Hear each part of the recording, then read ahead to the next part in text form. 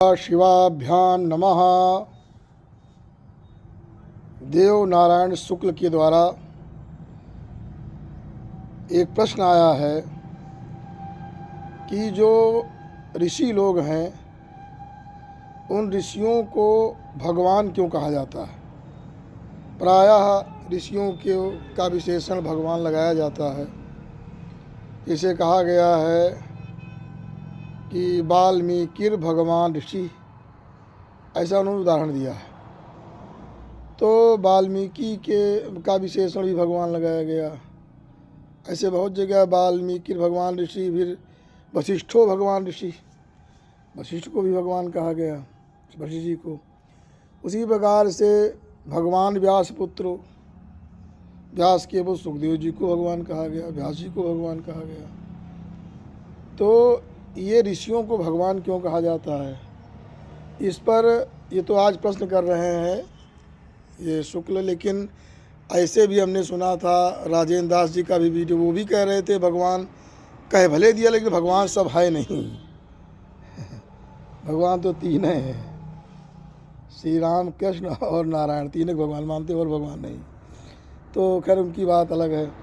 तो मैं बताना चाहता हूँ कि भगवान इसलिए कहा गया है कि ऋषि लोग एक काल में कई जगह रह सकते हैं, वो अपने स्वरूप से भगवान की तरह से उनको भगवान कहा गया है।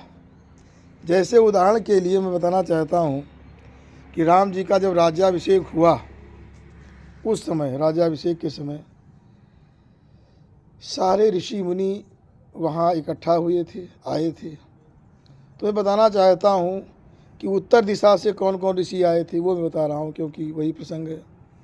उत्तर दिशा से जो है वसिष्ठः कश्यपोऽथात्रिर् विश्वामित्रः स गौतमः जमदग्निर्भरद्वाजस्तेऽपि सप्तर्षयस्तथा उदीच्यां दिशि सप्तैते नित्यमेव निवासिनः।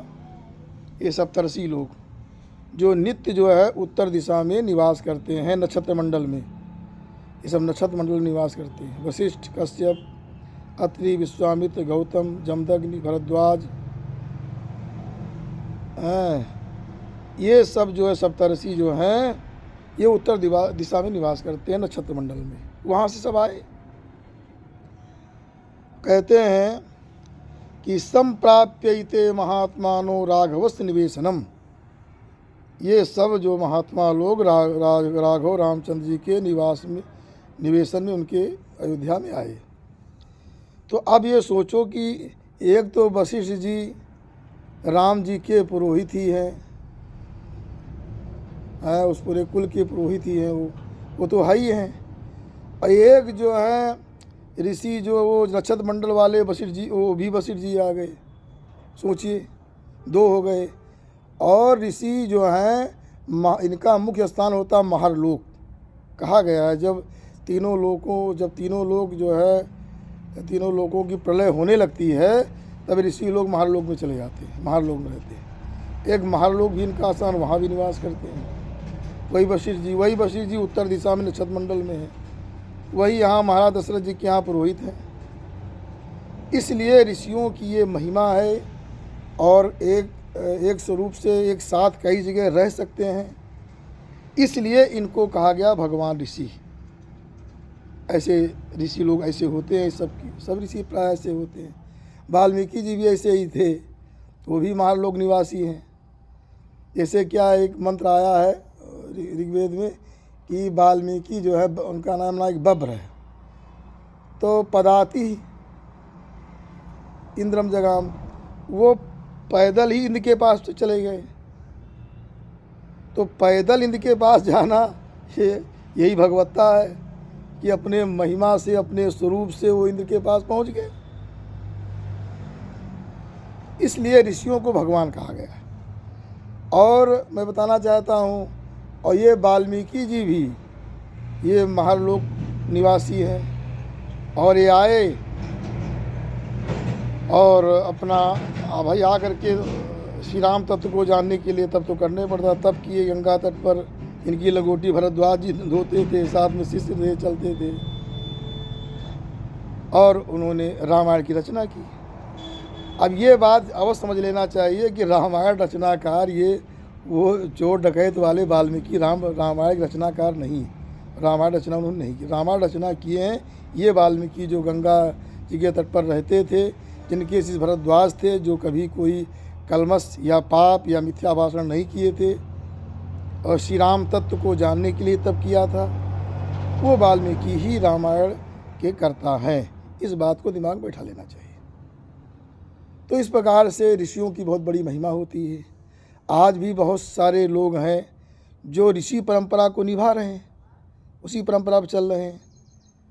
जैसे चारों शंकराचार्य हैं, ये उसी परंपरा को निवारण कर रहे हैं, सत्यभाषी होते हैं और ये धर्म के विरुद्ध ना तो आचरण करते हैं और ना ही बोलते ही हैं।